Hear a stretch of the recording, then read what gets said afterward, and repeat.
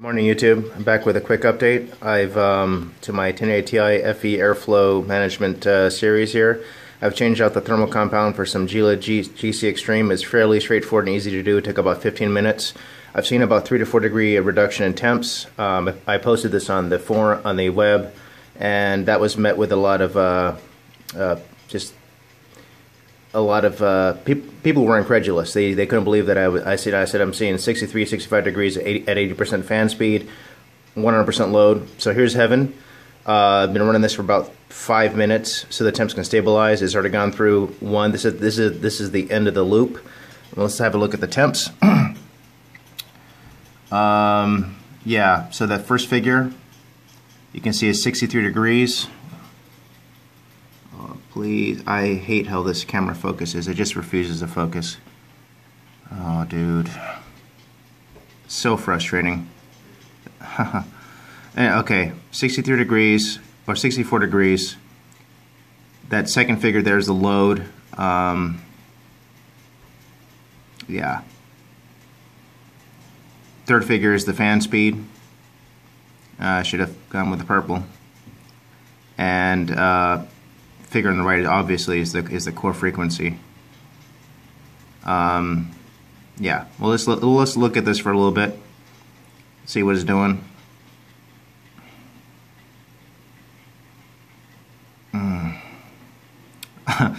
I'm sorry for the white. You can't see anything. I gotta keep these videos short because I don't have enough space on my phone. Yeah. Yeah, 64 degrees. And ambient here is about 70 degrees Fahrenheit. And I have my MSI Afterburner profiles on hotkey, and the next profile I have, which I'm going to switch to, will be 70 degree fan speed. And before, whereas before I was seeing 70, 71-ish degrees, 1-to-1 fan ratio with the original thermal compound, it should be around 67 degrees now. So let's see what that does. Dropping the fan speed down to 70% RPM. And hit Control Shift 2. Now you can see that figure there in the middle, 70% now, down from 80, and this should go up to about 67 degrees. And it should hold there. While it's doing that, let's have a look. So everyone's saying 70% is loud. Let's do 70%. That's if I stick the camera right next to the damn computer. Okay, this is the that's quad channel memory there. I have some copper heat sinks on there. And the way I have my fan set up, I haven't gone over this, but I have the top fans are intaking down, and this X41, which is attached to the 4930K, is exhausting out the front. And I have this is intaking over the GPU, and of course the FE is pushing out the back. There's some more confusion though. I've mentioned this slight modification to the PCIe slot area, and everyone seems to be confused. What I've done is I've taken needle nose pliers and I've removed this. There's formerly a metal bar right here obstructing the exhaust. You remove that. Someone did this, took this recommendation, and they said that they saw a 5 degree reduction in load temps. That's all, dude. You just take pliers and you twist this off. It formerly would look like this. That's what I'm talking about. Okay, let's go see what the temps look like at 70% RPM. Here's 70%.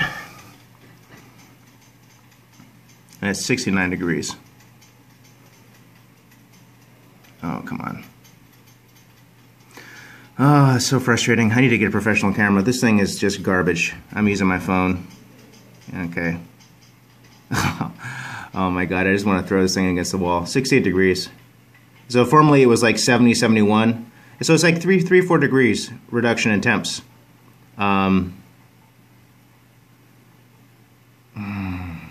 Yeah. The gains are really seen with the higher RPM.